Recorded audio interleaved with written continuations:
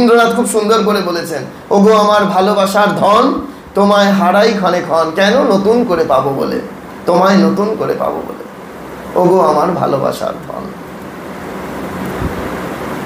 এই যে তিনি হারিয়ে যাচ্ছেন, হারিয়ে যাওয়াটা কি না, ভগবানের নাম করছি, ভগবানের চিন্তা করছি, চিন্তা করতে করতে এমন হলো আবার কিছু চিন্তা এসে জুটল, আবার কিছু চিন্তা এসে জুটল। যেই চিন্তা এসে জুটল তখন ভগবানের চিন্তা একেবারে বন্ধ।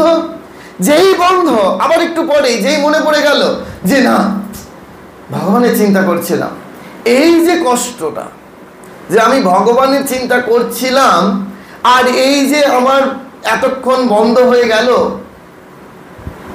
আমাকে এখনই ভগবানের চিন্তায় আবার নিজেকে ডুবিয়ে দিতে হবে, এটা আমাদের খুব প্রয়োজন।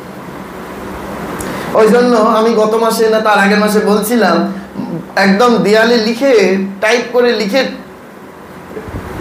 মানে আঠা দিয়ে আটকে দেবেন যে জব চলছে তো বলে একটা জিজ্ঞাসা চিহ্ন।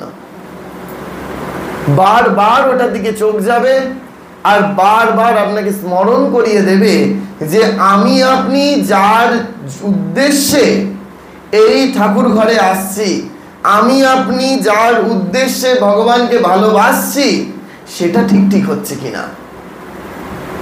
আসল উদ্দেশ্যটা যদি ভুল হয়ে যায় একবার, তাহলে হাজার চেষ্টা করেও তাকে আর ফিরিয়ে আনা যায় না।